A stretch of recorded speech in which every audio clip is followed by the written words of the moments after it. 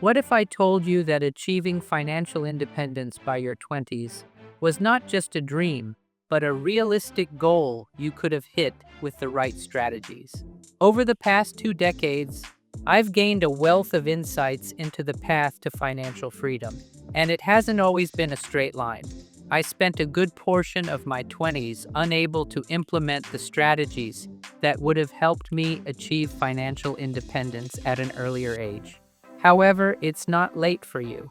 Financial freedom is achievable, and the right plan is the key to unlocking it.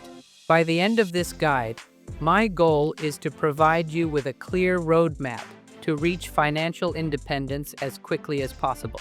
It's all about finding the right approach that works for you, and the first step is understanding how much you actually need to reach your financial goals. So, let's begin with a critical concept: your freedom figure. This is the amount of money you need to live a life free from financial stress. Once invested properly, this money will generate enough passive income to support your lifestyle forever. The beauty of this strategy is that once you've reached your freedom figure, you no longer need to worry about working for money. It works for you. The first step is to determine exactly how much you need to live comfortably. This is not a one-size-fits-all number. Everyone has different aspirations for their lifestyle, and financial freedom means different things to different people. For some, it's about living a lavish life with sports cars, luxury homes, and extravagant vacations. For others, it's simply the freedom to live without worrying about the next paycheck. I've always valued freedom over luxury. Early on, I made a rule to only increase my standard of living slightly each year. It was less about chasing material possessions and more about having the time and space to live life on my own terms. This is a mindset that helped me stay focused on the bigger picture, achieving financial independence. Now let's break down the costs of a comfortable lifestyle. The numbers I'm going to use are based on studies showing the typical aspirations of people in their 20s, but feel free to adjust them according to your goals. It's important to create a vision of the lifestyle you want to achieve, so grab a piece of paper and write down your estimates for each category. First up, housing. Most people in their 20s might prefer a one-bedroom apartment in a city or on its outskirts. For example, renting in Washington, D.C. could cost around $36,000 per year for a decent apartment. If you're living in a city like Paris, the costs are pretty similar. Of course, you might choose to live somewhere else with lower rent, but for the sake of this example, we'll assume this price range. Next, let's look at your car. The Mercedes-AMG GT is a car that frequently appears on dream car lists. Luxury cars like this often come with substantial costs beyond the initial payment, including insurance, fuel, and maintenance. When you add it all up, owning a luxury vehicle could set you back about $25,000 per year. Now, let's talk vacations. A growing number of people in their 20s prioritize travel over material goods. According to a study by the New York Post, Gen Z is far more interested in vacationing than previous generations. While one vacation might have felt like an extravagant luxury in the past, now it's more common for people to go on 3 trips each year. For these trips, you're likely looking at about $6,000 annually. If you're traveling with a partner, that number could double. Then, there are the everyday bills. For electricity, heating, water, and internet, you might pay around $3,000 per year for a one-bedroom apartment in a city. Food is another essential expense. Assuming you balance home cooking with dining out, a reasonable estimate for groceries and dining would be about $5,000 per year. This cost may fluctuate depending on how much you eat out or cook at home, but it's a good baseline. Health insurance is an important consideration as well. If you're living in the US, a mid-tier health insurance plan could cost around $3,000 per year. Lastly, there's leisure. This includes your gym membership, nights out, hobbies, and any spontaneous spending. A reasonable budget for leisure would be about $5,000 per year. When you add all these numbers together, you get an estimated yearly cost of $83,000. This is the amount you would need to cover your lifestyle without having to worry about money. But to calculate how much money you need to invest to make this a reality, we need to apply the rule of 25. To determine how much you need to have invested in order to achieve financial freedom, you multiply your annual living expenses by 25. This is called the rule of 25, and it's based on the idea that if you withdraw 4% of your investments each year, your money will last indefinitely. For our example, $83,000 multiplied by 25 equals $2,075,000. This is your freedom figure, the amount you need invested in order to live off the returns without ever running out of money. The beauty of this system is that once you've accumulated this amount, you don't need to work again. Your investments will generate enough passive income to cover your expenses for the rest of your life. While this may seem like a large sum, it's important to remember that historical returns from the stock market have been strong. The S&P 500, which tracks the top 500 U.S. companies, has historically yielded an average annual return of 12–14% over the past 10 years. By investing in low-cost index funds like the S&P 500, you can benefit from these returns. To start investing, apps like Robinhood and Webull make it easy for anyone to invest. These platforms allow you to buy shares in exchange-traded funds, ETFs, that track the performance of the top 500 companies. The best part? Many of these apps offer fractional shares, so you don't need to be wealthy to start investing. You can begin with as little as $1, making investing more accessible to the average person. If you're just starting out, I recommend using a strategy called dollar cost averaging. This involves investing a fixed amount regularly, whether the market is up or down. This strategy helps to spread the risk over time and prevents you from making the mistake of trying to time the market, which can be a costly endeavor. I understand that reaching a freedom figure of $2 million may seem daunting, especially if you're just starting out. But don't be discouraged. There are numerous strategies that can help you get to your financial goals faster. Often people are surprised to find how much money they're wasting on things that don't truly add value to their lives. By making a few adjustments, you can continue enjoying the lifestyle you love while saving more money. One of the most impactful areas to focus on is your car. There's a common misconception that luxury cars define success, but the reality is that most people who drive expensive cars are not actually wealthier. They're paying for them through loans and financing.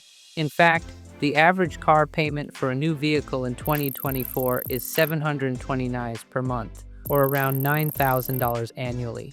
Instead of falling into the trap of financing a new car, consider buying a high-quality used car that's already past the steepest part of its depreciation curve.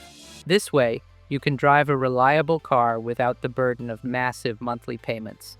Over time, you can even sell the car for close to what you paid, eliminating the need to make continuous payments for something that loses value quickly.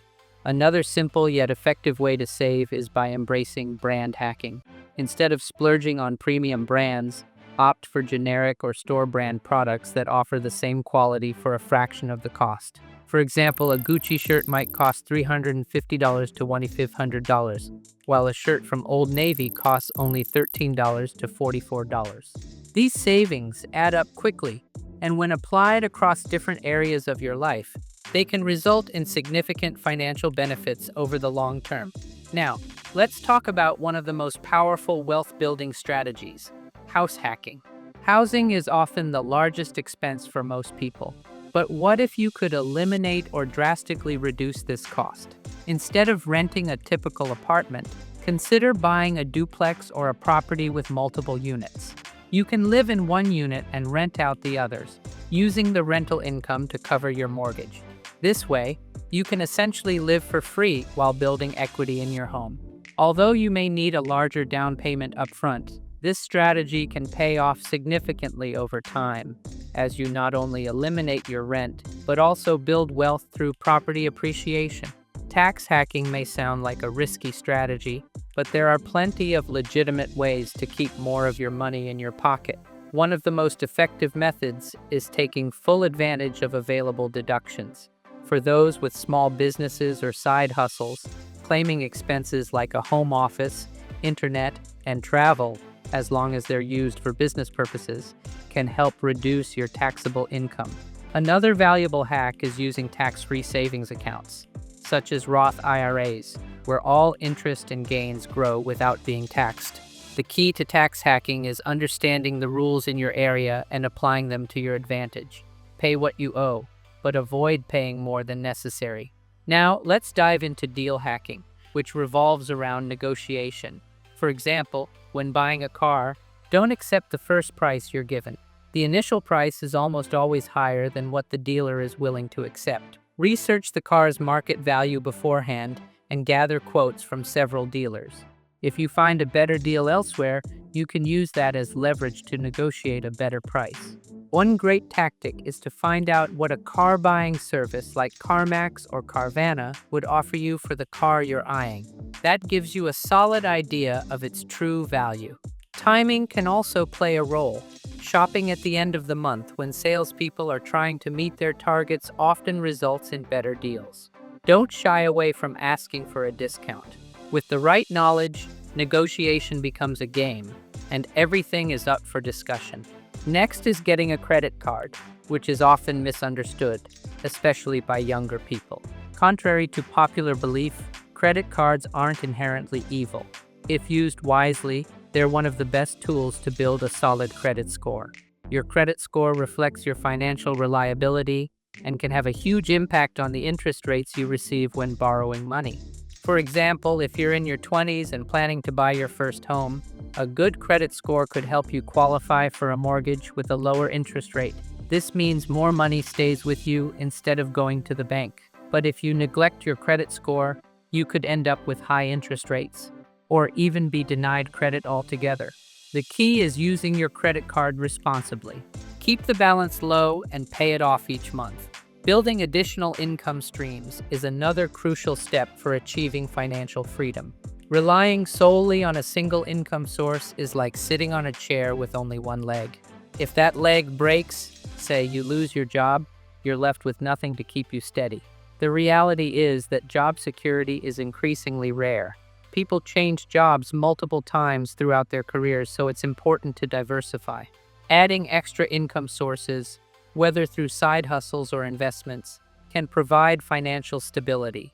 Start with a side hustle that leverages your existing skills so you don't have to learn everything from scratch. There are plenty of options, from freelancing to affiliate marketing or even simple gigs like car or window cleaning. The key is to bring value to the table, as the more valuable your work, the more you can earn. And for anyone thinking they're too busy or don't have the money to start, let's get real. There are 168 hours in a week. After accounting for work, sleep, meals, and commuting, you still have over 40 hours of free time each week. If you say you're too busy, you just might not be prioritizing financial freedom enough. Finally, let's talk about using money for its true purpose.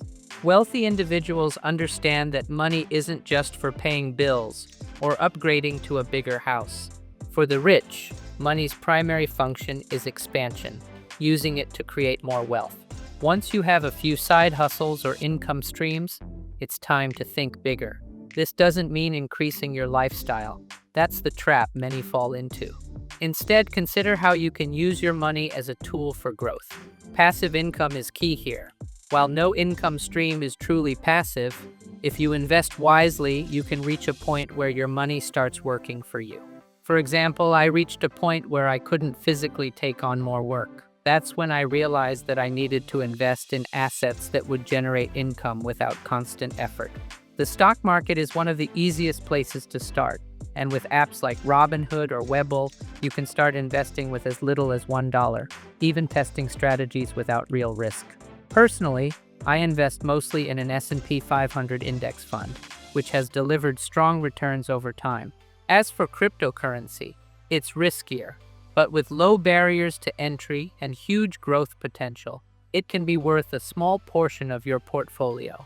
I keep around 5% in well-known coins like Bitcoin and Ethereum, but I'm prepared to lose it all since it's high risk. Real estate is another great wealth builder, though it requires a larger initial investment.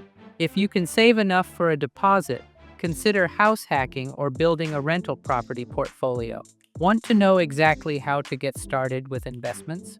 I've got a video on that too. But don't click just yet. Make sure you subscribe so you can keep growing your wealth. See you soon.